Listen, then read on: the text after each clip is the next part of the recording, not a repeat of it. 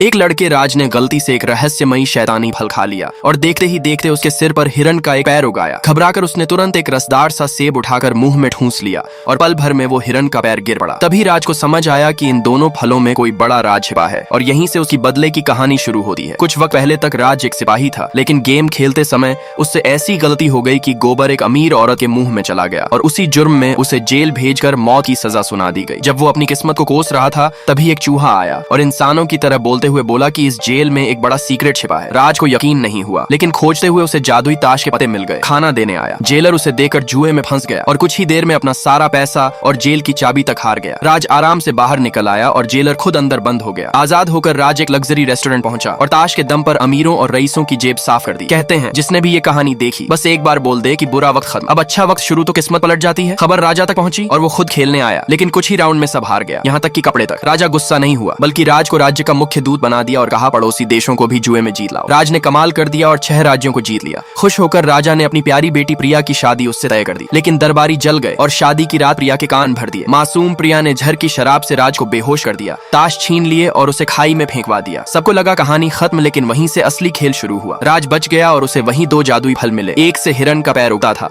और दूसरे नीले सेब से वो गिर जाता था। बदले की योजना बनाकर राजमहल पहुंचा और नीला सेब दाई को खिला दिया, जो पल में जवान और खूबसूरत हो गई। दाई भागकर प्रिया को बताने पहुंची, क्योंकि प्रिया अपने बदन को लेकर परेशान थी। प्रिया ने ढेर सारे सेब मंगवा लिए, लेकिन 2 कौर खाते ही उसके सिर पर विशाल हिरण का पैर निकल आया और दाई बेहोश हो गई। राजा घबरा गया और इलाज के लिए इनाम रख दिया। मौका देखकर राज वैद्य बनकर महल में घुसा, सच उगलवाया और जाना कि प्रिया भी धोखे में थी। राज ने अपने ताश वापस लिए और प्रिया को सही सेब खिलाया। पल में हिरण का पैर गिरा और प्रिया पहले से भी ज्यादा खूबसूरत बन गई। राज खुद को रोक नहीं पाया और सच सामने आ गया। दोनों फिर से मिल गए। राजा ने खुश होकर राज को ही राजगद्दी सौंपी और इस तरह एक जादुई ताश और 2 फलों ने राज की पूरी किस्मत बदल दी। लाइक सब्सक्राइब कर देना, भगवान आपको बहुत खुशी देगा।